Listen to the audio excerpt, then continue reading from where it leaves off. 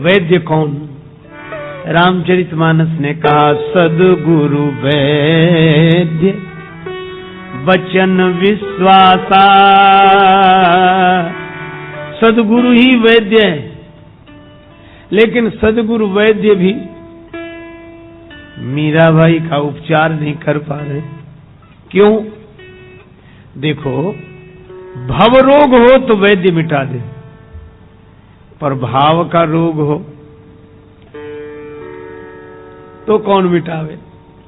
देखो, संसार को अगर कोई पाना चाहे तो उसकी नश्वरता समझाकर सद्गुरु वैद्य उसके मन में वैराग्य जगा सकते हैं, लेकिन जो भगवान को पाना चाहे उसे कैसे समझाया जाए? वो उसको तो भगवान मिलेंगे तभी शांति मिलेगी। अनेकों भक्तों की कथाएं भक्तराज कागभूषण जी से लोमस जी ने ब्रह्म ज्ञान का उपदेश किया। बोले आपकी बात बिल्कुल सही है, सही है तो मान लो। बोले मान तो ली है, अभी मान ली है, तो फिर अब और क्या रह गया? बोले केवल एक इच्छा, वह पूरी हो जाए। भरी लोचन बिलो की अवधेसा, तब सुनी हो निर्गुण उपदेशा। ये निर्गुण की चर्चा बाद में सुनूंगा, पहले भगवान का दर्शन हो जाए। राम चरण पंकज जब देखो, तब निज जन्म सफल करी लेखो। मैं भगवान के चरण कमल का दर्शन कर लूं तब अपना जीवन सफल मानूं। भक्त की तो एक ही लगन, भगवान मिले। आहा, चाहे जैसी स्थिति आवे। भरत जी के सामने अयोध्या का राज्य,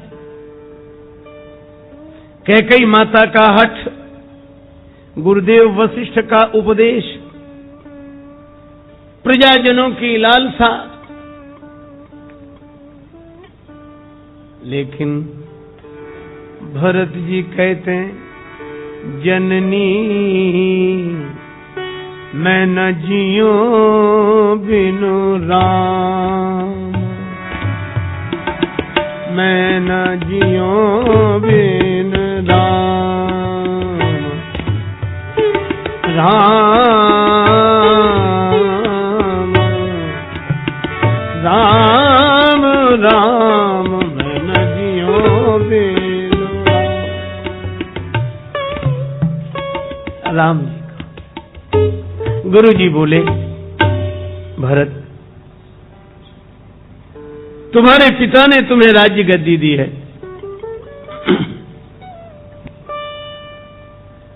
पुत्र का धर्म है पिता की आज्ञा का पालन करना, इसलिए तुम पद पर बैठो। और अगर अनुचित लगे तो तब तक बैठो जब तक श्री सीताराम जी ना आ जाएं। आने पर ये पद उन्हें सौंप देना। कौशल्या जी बोली बेटा भरत, गुरु जी ठीक कह रहे हैं, तुम्हें यह बात अच्छी ना भी लगे तो भी मानो। क्यों? यह पथ्य है, और पथ्य स्वास्थ्य लाभ के लिए लिया जाता है, स्वाद के लिए नहीं। पूत पथ्य गुरु आयस वहाई। नगर निवासी भी बोले कीजिए गुरु आयस अवश्य कहीं सचिव कर जोड़। मंत्रियों ने भी कहा कि गुरु जी की आज्ञा अवश्य मानो। भरत जी ने सबकी बात सुनी, लेकिन यही बोले गुरु जी आप जो कह रहे हैं वो बिल्कुल ठीक है। तुम तो देहु सरल सिख सोई, जो आचरत मोर भल होई। गुरु जी आप जो कह रहे हैं वो बिल्कुल ठीक है, इस आपके उपदेश का आचरण करने से मेरा भला होगा, यह मैं अच्छी तरह समझता हूं। लेकिन क्या? यद्यपि यह समझत हूं नीके तदपि हो तो परितोष न जी के। यह मैं अच्छी तरह समझता हूं तो भी मेरे मन को संतोष नहीं होता। क्या चाहते हो गुरुजी? मेरी एक ही इच्छा है। क्या? एक ही आंख यह मन माही, प्रातः काल चली हूँ प्रभु पाई।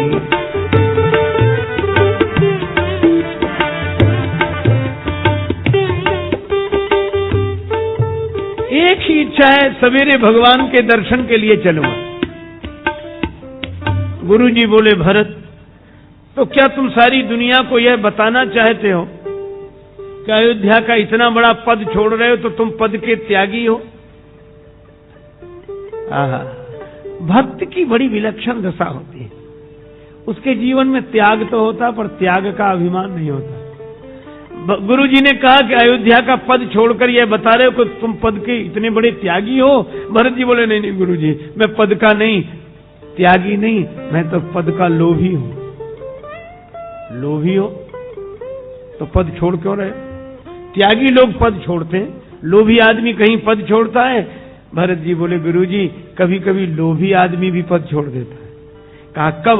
बोले, किसी लोभी को बड़ा पद मिल जाए तो छोटा पद छोड़ देता है। किसी लोभी को बड़ा पद मिल जाए तो छोटा पद छोड़ देता है। तो तुम अयोध्या के इस पद का त्याग कर रहे हो, ये छोटा पद है। कौन सा बड़ा पद चाहते हो?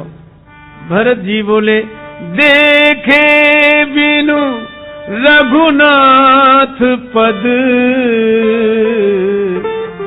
जिए के जननी न जाए। गुरुजी, मैं राम जी के पद कमलों का दर्शन करना चाहता हूँ। राम जी के पद कमलों का दर्शन करना चाहता हूँ। आप राम जी का पद देना चाहते हैं, राज्य पद देना चाहते हैं। मैं राम जी के पद कमलों का दर्शन करना चाहता हूँ। और गुरुदेव, ये अयोध्या का राज्य पद है एक, और राम जी के पद कमल हैं दो। अरे जिसे दो दो पद मिल रहे हों वो एक पद के चक्कर में काहे को पड़ेगा? देखे बिनु रघुनाथ पद, जिए के जरनी न जाए। यह है भक्त की दशा। बड़े से बड़ा पद भी जिए के जरनी न जाए।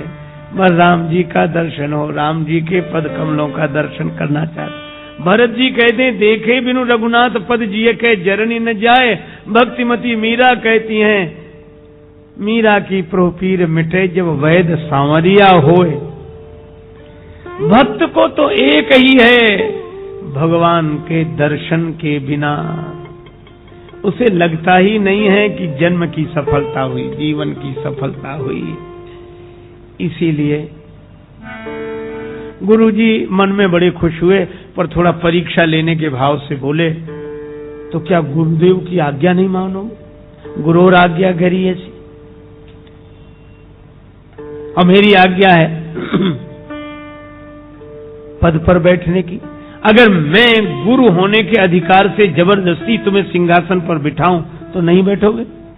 भरत जी बोले, गुरुजी बैठ तो जाऊंगा, बैठना पड़ेगा, गुरुदेव की आज्ञा है, लेकिन परिणाम बड़ा बुरा होगा। क्या होगा? बोले, मुझे अगर जबरदस्ती राज्य सिंहासन पर बिठाओगे, रसा रसा तल जाई, तब ही रसा रसा तल जाई।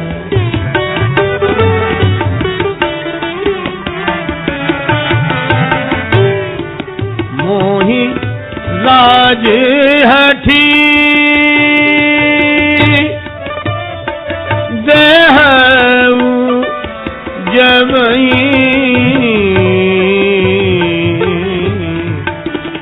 रसा रसा तल जाई, अब ही रसा रसा तल जाई।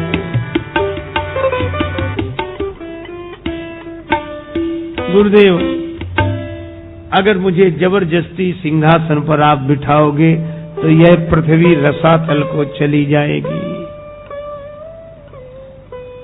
अरे भरत, तुम्हारी यह बात मुझे समझ में नहीं आई। हिरण्याक्ष हिरण्यकश्यप का राज्य रहा, पृथ्वी रसातल को नहीं गई। रावण कुंभकर्ण के राज्य में भी पृथ्वी रसातल को नहीं जा रही। भरत, तुम्हारे ऐसा महात्मा सिंहासन पर बैठ जाएगा तो पृथ्वी रसातल को चली जाएगी। यह बात मुझे समझ में नहीं आती। यह तुम्हारा तर्क उचित प्रतीत नहीं होता। भरत जी ने कहा कि गुरुदेव, हिरण्याक्ष हिरण्यकश्यप का अत्याचार पृथ्वी सहन कर सकती है, क्योंकि पृथ्वी जानती है कि राक्षस है। रावण कुंभकर्ण का अत्याचार पृथ्वी माता सहन कर लेती है, क्योंकि पृथ्वी माता जानती है कि राक्षस है। लेकिन हिरण्याक्ष हिरण्यकश्यप रावण कुंभकर्ण का काम अगर राम का भाई करने लगे तो पृथ्वी भरोसा किस पर करेगी? वह तो रसातल को चली ही जाएगी। रसा रसातल जाइए। गुरुदेव, मैं न जियो बिनु राम, राम राम,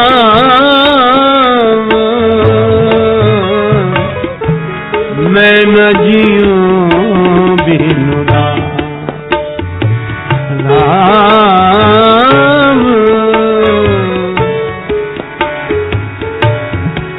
मैं न जियूं बिनु राम। जब राम जी के बिना रहा न जाए। गुरुदेव, एक ही इच्छा है, भगवान के दर्शन के लिए चले, भगवान से मिला दो, भगवान से।